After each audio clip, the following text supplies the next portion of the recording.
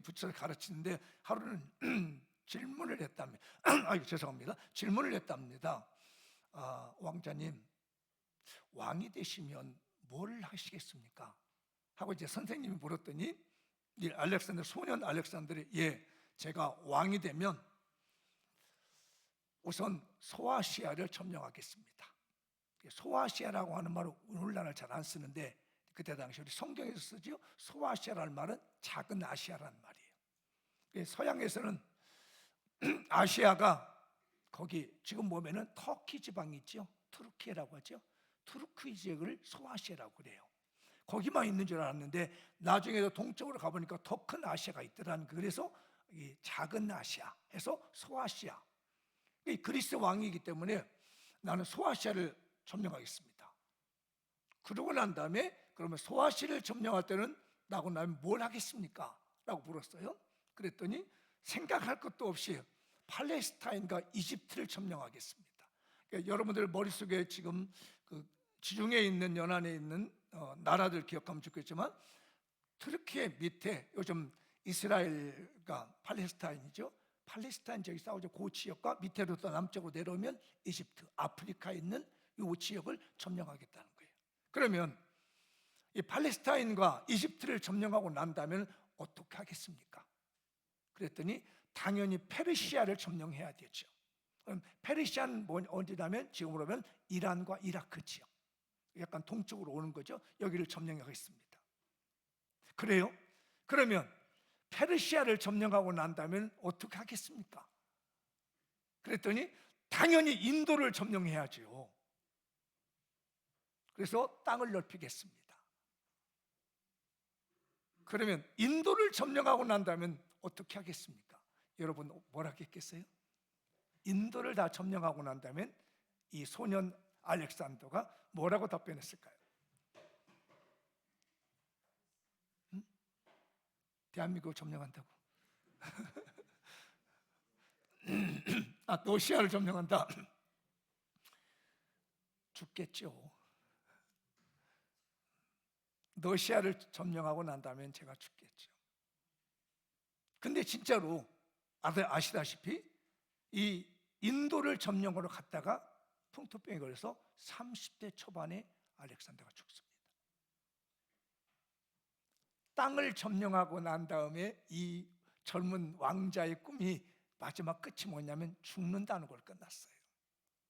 근데 제가 오늘 제목을 잡기를 땅을 차지하는 특권이라고 그렇게 말씀을 드렸는데, 저도 이 땅을 차지하는 특권을 다 얻고 난 다음에 죽는 것밖에 더 남았어요. 이 대황제였던 알렉산더도 결국은 엄청난 땅을 지배하고 점령했지만, 땅을 차지했지만 결국 그의 끝은 죽음이었다. 그러면 이게 뭐야? 땅을 차지할 특권도 필요 없는 거 아니야? 라고 하는 의문점이 생겼는데, 오늘 본문에 보면 땅을 차지한다는 말이 2번이나 나와요. 여러분 읽으셨죠? 그렇다면 성경에서 말하고 있는, 이 본문에서 말하고 있는 땅을 차지한다는 특권은 뭘까? 땅을 차지한다는 말은 어떤 의미로 쓰일까? 알렉산더라는 대왕은 땅을 차지하고 죽는다고 그랬는데, 그럼 우리는 뭐 별것도 아무것도 아니야, 모든 것을 다 정복을 했지만 그러니까 아무것도 아닌 인생이 되어버린다면 이게 뭘까라고 하는데, 성경의 의미는 약간 다르더라고요. 성경에서 말할 때 땅을 차지한다고 하는 것은 2가지의 의미가 있어요. 한번 여러분들 읽어볼까요? 이 땅에서의 물질적인 축복을 누리며 기독교적인 문화 주도권을 획득한다. 그러니까 오늘 우리에게 땅을 차지한다고 하는 특권을 주신다는 것은 어떤 걸 주냐면은 이 세상 사는 날 동안에 많은 물질의 축복을 주시고 누리게 살게 하신다. 세상을 사는 동안에 물질을 많이 주셔서 다 누리고 살게 하신다는 것이 성경이 말하는 것은 땅을 차지하는 특권이에요. 우리 성도들 오늘 오셨으니까 선물 하나 드릴게요. 이 선물 하나 받아가지고 가세요. 제가요 작년에 11월 달에 이 말씀을 준비하면서 땅을 차지하는 특권이 있구나, 이거 우리 교인들이 받아야지. 2026년 이 특권 받아서 세상에 살면서 넉넉하게 살겠고 이거 누리며 살다 가는 축복을 내가 선물로 전해야지. 설날 선물 늦었지만 드릴게요. 예. 이 땅에 사는 날 동안 넉넉하게 물질을 축복을 세상을 누리고, 또 하나는 뭐냐면 기독교적인 문화의 주도권을 갖는다. 우리는 문화 안에 살고 있거든요. 그런데 땅을 차지한다는 것은 기독교 문화를 넣는다는 거예요. 우리나라에 복음이 들어오기 전에는 기독교라는 걸 알지도 못했고, 하나님이라는 걸 알지도 못하고, 예배 드리는 것 알지 못했고요, 찬송하는 걸 알지 못했습니다. 제가 장례를 젊을 때부터 장례식을 많이 인도했거든요. 제가 기억나는 게, 첫 번째 장례를 제가 집례했었던가 24살 땐가 했었던 것 같아요. 23, 24살, 한 40년 됐네요. 제가 장례를, 젊은 전도사가 장례를 집례했었어요. 근데 문제는 뭐냐면, 믿는 분들은 문제가 없는데 믿지 않는 분들이 문제가 있어. 왜? 보통들 우리나라의 문화는 뭐냐면, 장례가 나면 어때요? 아이고 아이고 이렇게 해야 돼. 근데 기독교 장례는 뭐래요? 며칠 후 며칠 후 이러고 있는 거야. 이야, 그 눈빛 무섭더라고요. 아니, 장례식 때 울어야 되고 곡을 내야 하는데 어디 젊은 놈이 와가지고 며칠 후 노래 부르고 있는 거예요. 그 눈빛은요 살벌했습니다. 아니, 어떻게 장례식장에 와가지고 노래를 불러? 그래서 이제는 그때부터는 제가 설명을 합니다. 우리 기독교의 장례는 찬송을 부르는데 이건 노래가 아닙니다. 이건 하나님께 대한 찬송이니까 이해를 해주십시오 라고 꼭 제가 정중히 설명을 하고 예배를 시작했어요. 그랬더니 그제서야 조금, 그 다음부터는 달라지더라고요. 이게 문화라는 겁니다. 우리나라의 문화는 장례식 곡을 내야 되고 울어야 될 문화인데, 기독교의 문화는 눈물도 있지만 찬송을 통해서 그 가정이 임하기를 바라는 노래를 부른다는 거지요. 그래서 예수님의 십자가의 은혜로 말미암아 서가는 문화를 주도해 가는 것이 땅을 차지하는 거다. 그래서 땅을 차지하는 특권은 뭐냐면, 이 모든 세계 대한민국이 여러 나라에 하나님께서 지배하시, 하나님을 찬송하고 영화롭게 하는 문화가 형성되는 거죠. 이번에 설명자리에 가서 기독교 문화가 없는 가정은 어땠어요? 다 절했습니다. 근데 기독교 문화가 지배하고 있는 가정은 어떻게 해요? 다 같이 자리에 모여서 여러분 나눠드리는 예배 순서지 가지고 예배를 드렸어요. 이게 문화라는 거예요. 그래서 땅을 차지한다는 것은 이 세상 모든 땅 지역에 문화가 들어가는데, 예수 그리스도 하나님을 영화롭게 하는 문화가 지배된다는 거죠. 이 특권도 여러분에게 선물로 드립니다. 이게 땅을 차지한 축복이에요. 또 하나, 두 번째는 뭐냐면, 이제 가장 궁극적인 건데, 예수 그리스도로 말미암아 하나님의 나라를 기업으로 받아가는 거예요. 이게 뭐냐? 천국을 얻는다는 겁니다. 이게 땅을 차지하는 최고의 특권입니다.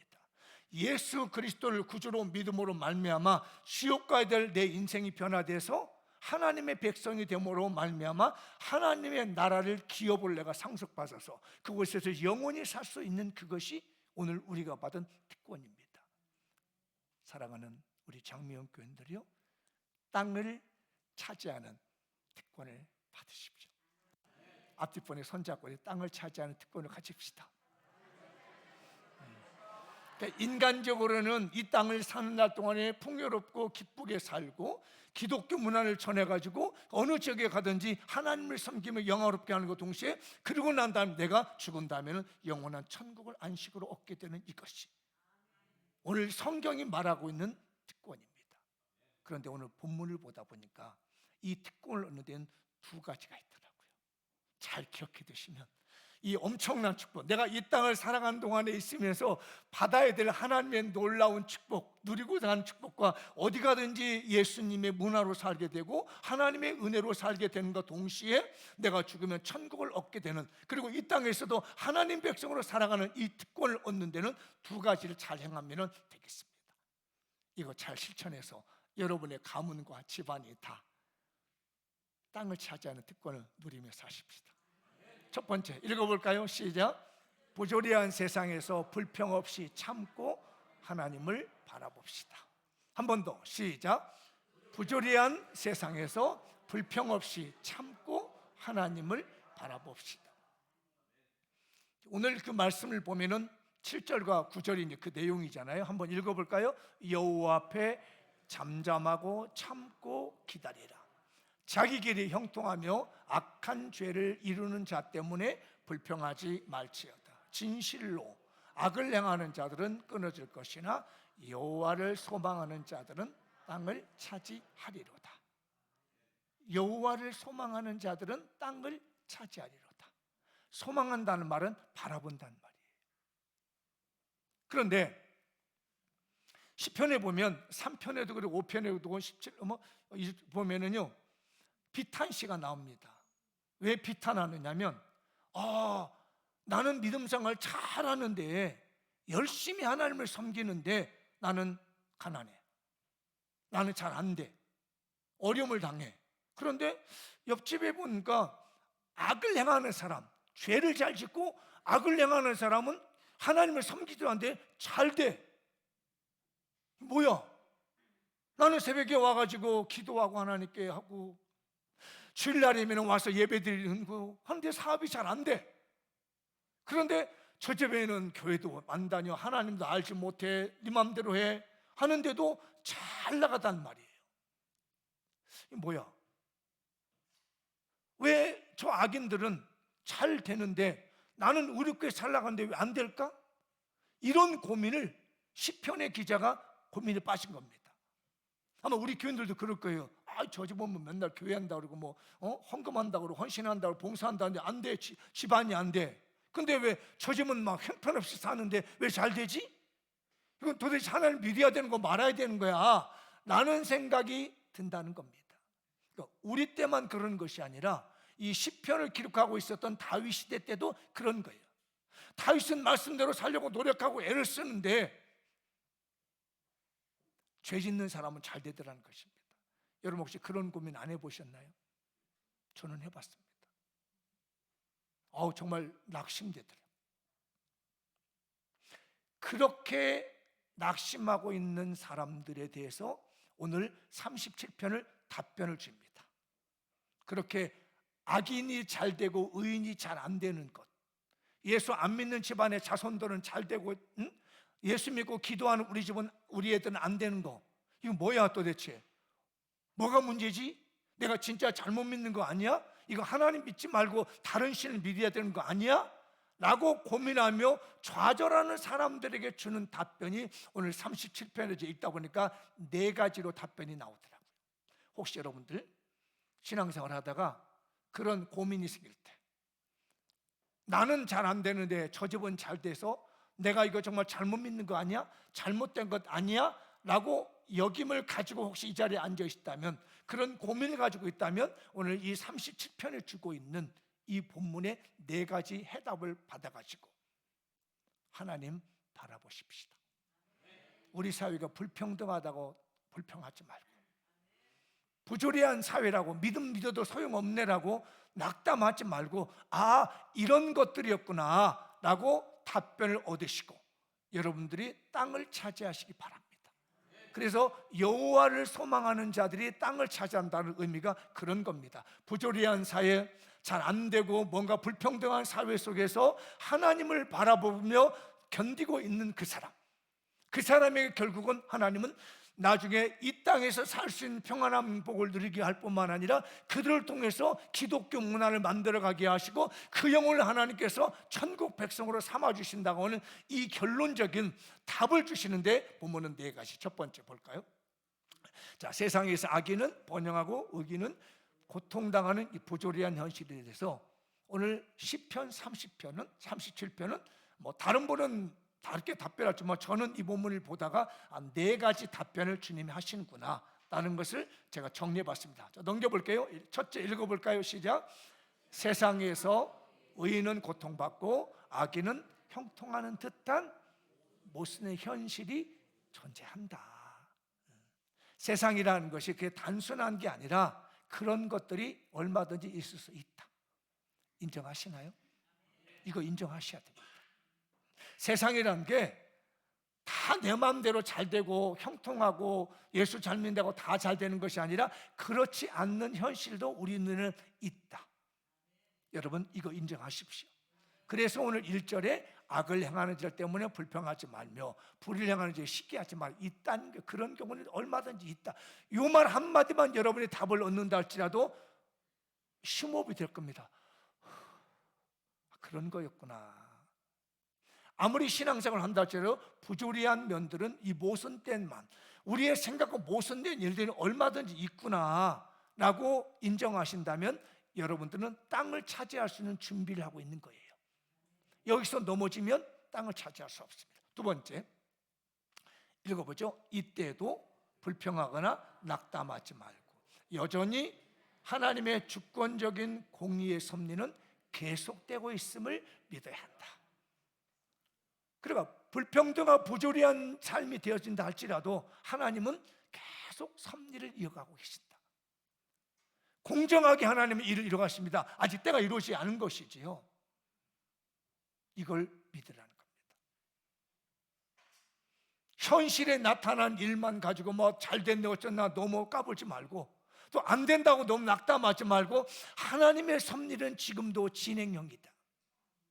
공의로운 하나님은 지금도 이 모든 일을 이루어 가셔서 진행하고 있음을 믿어야 된다. 이거 믿으십시다. 그러면 땅을 차지하는 길이 열리기 시작해요. 세 번째, 읽어보죠. 결국에는 하나님께서 그 행위에 따른 공의의 심판을 반드시 행할 것임을 확신하다. 2절 안 읽었던 부분이니까 2절 읽어볼까요? 시작. 그들은 풀과 같이 속히 뱀을 당할 것이며 푸른 채소같이 쇠잔할 것이. 그들은 누구냐면 악인들이에요. 악인이 풀처럼 막 일어납니다. 근데 이게 나무 같지 않아요. 풀이 파랗게 올라가다가 어느 날 갑자기 확 쓰러지죠. 풀은 약합니다. 그래서 악인의 생명은 풀과 같아가지고 푸르게 올라오는 것 같지만 어느 날 하나님의 공의의 심판이 이루어지게 되면 싹 쇠잔해 버린다. 지금 푸르게 올라가고 있는 이 풀잎 때문에 너무 속상해하지 마라. 풀잎과 같은 인생일 뿐이다. 초록빛 내고는 풀잎 정도밖에 안 되니까 하나님은 반드시 심판하실 것이다. 이것을 확신하고 나가라는 거예요. 마지막으로 네 번째 답을 줍니다. 읽어볼까요? 지금 눈앞에 당장 악인이 형통하며 번영한다 할지라도 그에 대한 불평하지 말고 인내로서 하나님의 공의의 보응을 기다려라. 오늘 말씀에 잠잠히 기다려라. 불평하지 마라. 성질내지 마라 그런다고. 화내지 마라. 왜 이러는가 하지 마라 이거예요. 왜? 하나님의 섭리는 지금도 진행 중에 있고 오늘날 하나님의 심판이 주어질 때 악인은 지옥으로 의인은 영원한 생명으로 그걸 이루어가는 하나의 과정일 뿐이지. 그런 걸 통해서 우리에게 어떤 걸 자극을 주냐면 자 봐라 악인도 잘 됐는데 너 의인이 어렵지? 자 견뎌봐. 너에게는 힘이 있어. 너에게는 하나님이 있어. 너에게는 축복이 있어. 견디면 되는 거야. 그래서 우리 성경은 말합니다. 참고 기다려라.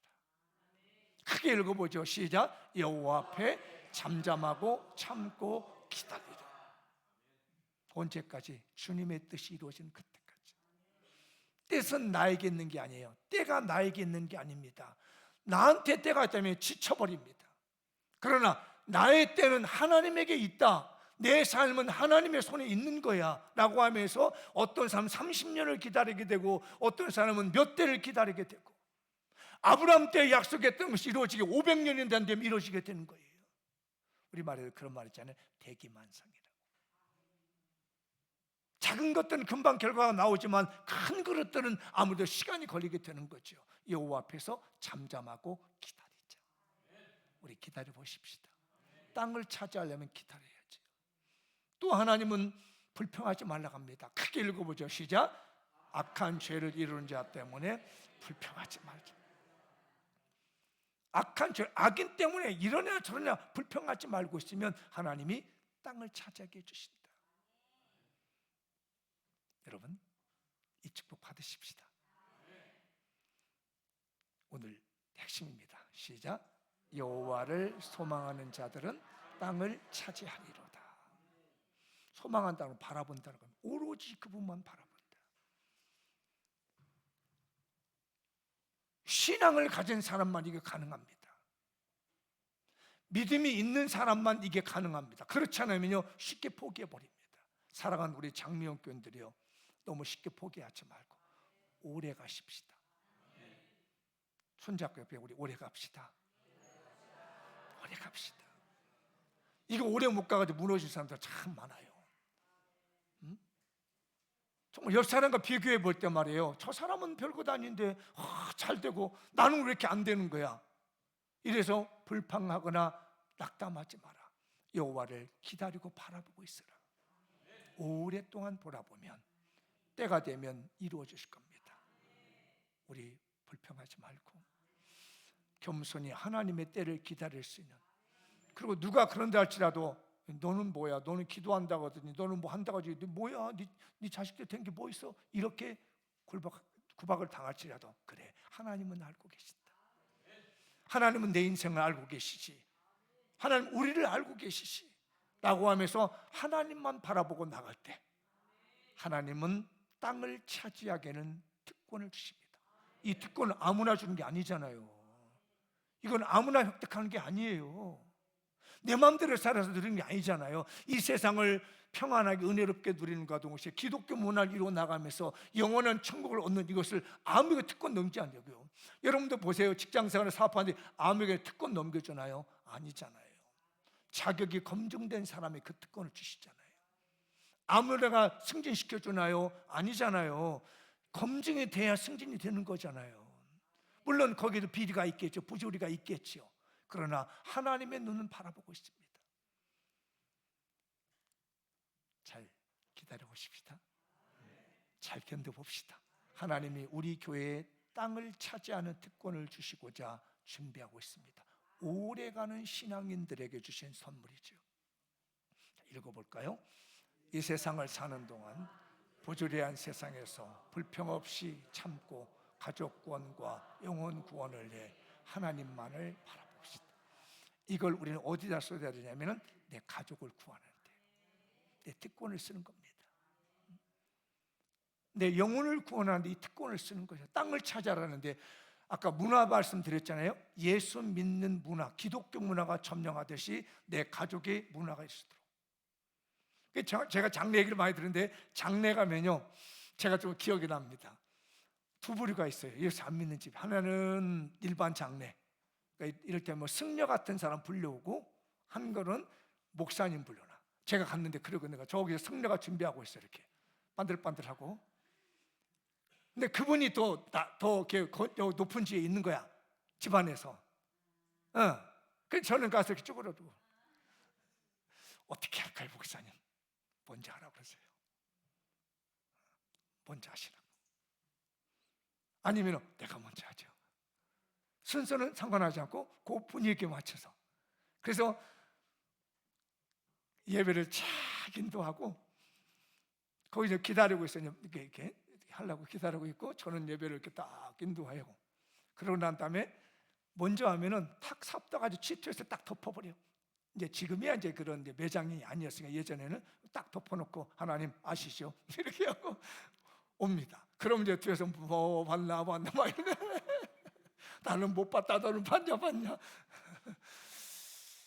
이 기독교 문화가 한 집안에 이루어지지 않다 보니까 이런 불화도 있게 된다는 거죠. 그러나 우리가 오래 참는 마음의 믿음을 가지고 불평하지 않고 질투하지 아니하고 그들로 하여금 내 가족을 구원하게 하는 특권을 가지고서, 기독교 문화가 우리 교회에 우리 집안에 들어오도록 하는 특권을 가지고 하나님을 바라보며 불평하지 않고, 예수 안 믿는 내 가족이 있다든지 하나님을 알지 못하는 가정들이 있을지라도 거기에 대해서 원망하거나, 내가 30년을 기도했는데 우리 교인이 왜 안 되는 거야? 내가 40년을 기도했는데 왜 이러는가? 아니고 하나님이 정확한 때에 우리 가족을 구원하실 것이다, 하나님이 원하시는 때에 내 친구를 구원할 것이라고 하는 인내의 마음, 오래 참는 마음을 가지고 기다리며 참고 하나님을 바라보게 된다면 하나님께서는 이루어질 줄 믿습니다. 그게 바로 땅을 차지하는 특권을 그 사람이 쓰고 있다는 사실입니다. 우리 교인들 이 특권 받으시기 바랍니다. 두 번째 한번 볼까요? 시작. 온유의 온유한 마음을 가져. 다시 한번 주님의 온유한 마음을 가집시다. 자, 오늘 본문의 말씀과 마태복음의 말씀인데요. 자, 37장 11절과 마태복음 5장 5절 시작. 그러나 온유한 자들은 땅을 차지하며 풍성한 화평으로 즐거워하리로다. 온유한 자는 복이 있나니 그들이 땅을 기업으로 받을 것입니다. 그러니까 시편의 오늘 37편의 11절에 나와 있는 말씀을 우리 주님이 인용을 해가지고 온유한 자에게 주시는 복이 있는데 그게 땅을 차지하는 복이다. 이스라엘 문화에서는요, 이 단어가 온유하다는 단어하고요, 가난하다는 단어가 거의 비슷합니다. 우리말엔 전혀 다르지만요, 가난하다. 왜 그러냐? 이 가난한 사람은 물론 예수님도 심령이 가난한 자 복이 있나니 천국이 저희 것이라고 말하죠. 이 가난하다는 의미는 뭐냐면, 어떤 의미냐면 원래는 가지고 있는 게 있어. 그런데 힘이 없어. 권력이 없어. 그러다 보니까 권력자가 뺏어가는 거야. 수탈해가지고. 나는 힘이 없으니까 뺏기는 거예요. 과도한 세금을 부과하고 이런 걸 저런 걸 이루어가지고 내 재산을 다 빼갑니다. 그래서 내가 아무것도 가진 게 없어. 내가 힘이 없어서 뺏기고 난 다음에 결과가 내가 가난해진 거예요. 이게 온유란 말이에요. 무슨 말이냐? 여러분 생각을 조금 집중해서 드려야 될 게, 온유하다는 말은 내 것을 다 가져간다 할지라도 저항하지 않는다. 물론 힘이 없어서 저항을 못하는 것은 가난한 거예요.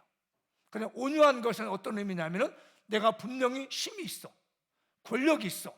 그런데도 내 걸 누군가 가져갈지라도 너그러운 마음으로, 담담한 마음으로 지켜보면서 그 영혼을 바라보는 거예요.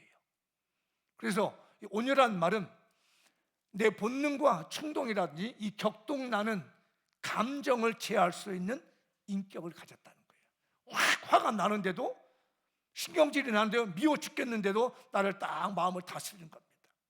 그리고 표정을 변하지 않고 묵묵히 바라보는 거. 옆 사람 봐봐. 나 온유하고 쳐다봐봐. 서로. 나 온유해. 봐봐요. 얼굴 좀 서로 봐봐. 온유한지 아니면 아주 괴팍한지. 그래서 얼굴에서 분명히 내 걸 가져가고 내 걸 뺏겼는데도 가만히 쳐다보고 이렇게 있습니다. 이게 온유하다는 거예요. 근데 이 겸손이라는 말과 온유라는 것의 차이가 있는데, 겸손도 비슷한 말이에요. 온유라는. 그런데 겸손은 자기를 낮추는 거예요. 온유는 뭐냐면 인간관계에서 다른 사람을 대할 때 온화하고 부드럽게, 그리고 허세 부리지 않고, 나한테 악행을 행할지라도 거기에 쉽게 반응하지 않고 가만히 지켜봐. 왜? 하나님이 계시니까. 내 마음에 하나님을 바라보는, 공의를 행하신 하나님이 계시기 때문에, 그래? 네가 그 옳다고 봐? 딱 지켜보고 있어. 근데 뭐 째려버리는 게 아니요. 이게 아니고 이것이 웃는 것처럼. 왜? 하나님은 하신다. 그러면서 막 자기가 막 난 것처럼 허세 부리지 않고 딱 지켜보고 있습니다. 그래서 하나님을 바라보는 것과 온유한 마음은 같이 가는 거예요. 그래서 하나님은 그들에게 특권을 주신 겁니다. 그래서 이 온유한 사람은, 자, 읽어볼까요? 5번은 시작. 다른 사람에 대해 선한 의도를 가짐과 동시에 항상 자신이 하나님의 피조물 되심을 고백하고 하나님께서 창조주 되심을 인정하고 수용합니다. 항상 다른 사람을 대할 때 나쁜 마음을 대하지 않고 좋은 마음을 대해. 누가 예수 안 믿는다고 그러고 우리 가족 안 믿는 자도 항상 이렇게 좋은 마음을 가져줘. 엄마 나 교회 안 갈래. 그래 알았어. 때가 되면 올 거야. 그래. 아빠 나 교회 안 갈래. 이런 교회 가지 않는데 아빠가 말 안 들어. 그러시나. 그래. 항상 좋은 의도, 하나님이 이 모든 걸 하실 거라고. 그리고 나도 하나님의 피조물이고 너도 하나님의 피조물. 우리는 다 하나님의 창조된 백성이다. 하나님이 다 알아서 하고 계실 거예요. 뭐 그런다 해서 다 내가 그냥 아무것도 솟는다는 건 아니에요. 하나님께 기도하고 애쓰는 건 노력하는데 내 마음 자세는 항상 하나님이 하셨다는 것. 그런 마음을 갖는 것이 온유한 마음입니다. 그 온유의 모델이 예수님입니다. 예수님이 겟세마네 동산에서 기도를 하셨습니다. 이 기도 끝나면 잡혀가는 거예요. 그때 가룟 유다가 사람을 이끌고 와서 예수님 잡으러 왔죠. 그러니까 옆에 있던 제자가 베드로거든요. 다른 본문에 보면 베드로가 칼을 뽑아가지고 제사장의 종 말고라고 하는 종의 길을 쳤습니다. 순정자가 예수님 잡으러 가니까. 그래서 오늘 이 마태복음에 그 말씀을 하는 거예요. 읽어볼까요? 예수와 함께 있던 자 중에 하나가 손을 펴 칼을 빼어 대제사장의 종에 쳐 그 귀를 떨어뜨리니 이에 예수께서 이르시되 내 칼을 도로 칼집에 꽂으라. 칼을 쓰는 자는 다 칼로 당하느니라. 그러면 사실 말씀이 뭐라고 하냐면 읽어보죠. 너는 내가 내 아버지께서 구하여 지금 12군단 더 되는 천사를 보내시게 할 수 없는 줄 아느냐. 내가 만약 그렇게 하면 이런 일이 있으리라 한 성경이 어떻게 이루어지겠느냐 하시더라. 베드로야, 놔둬. 나 잡아가게 놔둬라. 내가 지금 천사 부르면은 수십만 명의 군대의 천사를 불러낼 수 있다. 근데 내가 만약에 지금 여기서 나 잡혀가기 싫다고 그들을 천사를 불러다가 천군을 불러다가 이들 쳐버리면 누가 구원하겠니? 하나님께서 이 영혼들을 구원하려고 이루시는 하나님의 섭리를 어떻게 이루겠니? 칼 꼽아 하면서 우리 주님의 온유한 몸을 보인 겁니다. 이 온유의 힘은 영혼 구원입니다.